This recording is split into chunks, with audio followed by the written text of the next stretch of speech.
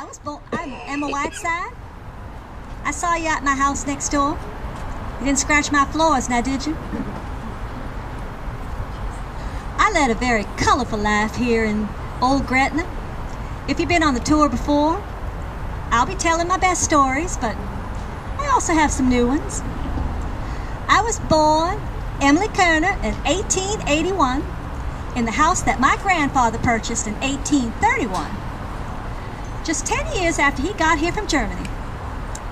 Now, my father, William Kerner, he served in the Confederacy in the Crocker Company G Fire Battalion.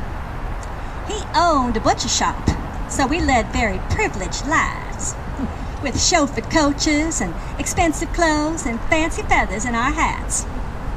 In 1905, I bought that property that the red maple sits on there, with my own money, mind you. So I was mighty ticked when I had to get my husband's permission to buy that property. But that was 15 years before women were even allowed to vote, let alone own property. Well, my husband, George Trout, and I, we had 2 sons, Elbert and Herbert.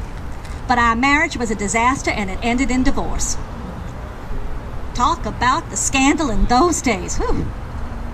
My second husband, Sidney Whiteside, he was a gambler, and for a time a Jefferson deputy under the powerful Sheriff Louis Marrero.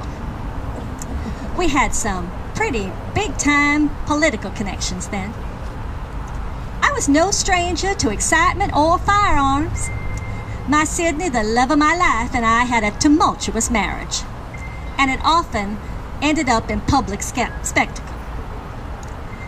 We didn't care what anybody thought of us, not even the police. Once, when I had an argument with Sidney, I dramatically threatened to jump in the river near the Jackson Avenue ferry, and the police came. Well, my Sidney just left me there and crossed back to Gretna to let my sister deal with my tantrum. My Sidney owned horses and trained them at the suburban racetrack, right next door to the McDonoughville Cemetery. So horse racing was really big in our lives until the little outlaw track closed when gambling was abolished in 1908. Long about that time, I had some trouble. I was charged with assault, battery, and lying in wait with a dangerous weapon. They said that I held my neighbor, Mrs. Brightman, hostage with my shotgun for 6 hours. But I wasn't in her house. I just stood there on the sidewalk with my gun. Newspaper said the sheriff told Mrs. Brightman, just tear off a couple of pickets from your back fence and leave the property because there wasn't anything I can do about it. I didn't end up going to jail after all, but the Brightmans did move away shortly after.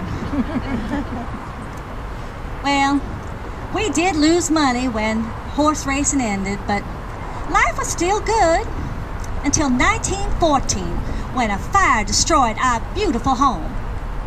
And that's when I discovered that Sidney had debt, and liens had been placed against my house for his debt. Well, I battled that insurance company for 4 long years, taking my case all the way to the Supreme Court for justice.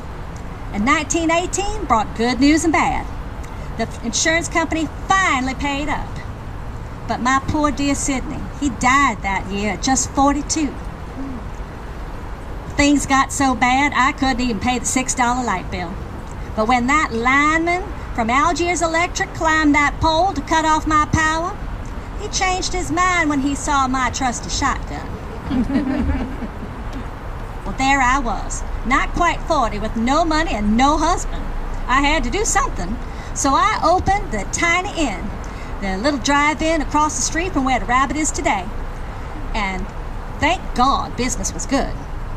Then in the 1930s, I had enough money to buy that property at 5th and Stump, and we built Whiteside's, a family restaurant and bar with a huge banquet room, and it became a local favorite. Well, that place was open 24 hours a day. My sons, their wives, even my 3 grandchildren worked hard with me in that business. And we also had a small sandwich stand behind Gretna High School. that served lunch. So things were good, but as always, trouble followed me. My third son, Sidney Jr., a real handful at 16, always in trouble, got his right ear completely severed. Now, 2 New Orleans newspapers, 2, mind you, said that the incident was due to a car accident. Can you believe people around here thought I cut off his ear? Sidney Jr., unlike fine wine, did not improve with age. He was charged with as an accomplice for a battery and shooting and a holdup at the Southport gambling casino, a place owned by my cousin, Charles Kerner. I had to hunk my beautiful jewelry to get him out of jail. His bail was $25,000. That was a fortune in 1932. But, of course, the verdict was not guilty at trial. Anyway, in the 1920s, the city built a sidewalk right in front of my house, and then they had the nerve to charge me for it. After I paid, and paid I did, I decided I owned that sidewalk, and I was pretty particular about who used it. So, rumor has it, I shot a man in the foot on my very own sidewalk.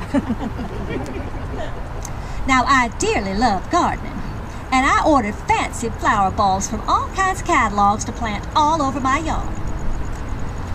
So, I must clear something up about Mr. Brown's cow. I really didn't want to shoot it. I told those Browns over and over again, keep those cows out of my yard. They just wouldn't listen. Oh well. Lying here with me in my beautiful tomb are my husband Sidney, the love of my life, and my 3 sons. They all left this world long before I did. But since 1962, I'm here with them forever. Now, I couldn't stand the idea of sharing the men in my life with anyone. So my sons' wives, they weren't welcome to join us. They're resting eternally, too, over back to town in that new place called West Lawn. Thank you kindly. Emma Whiteside was portrayed by Cheryl Amica. This is her first year with us, and hopefully we'll come back another time. Yes. If you enjoyed our tour, please consider a supplement donation to help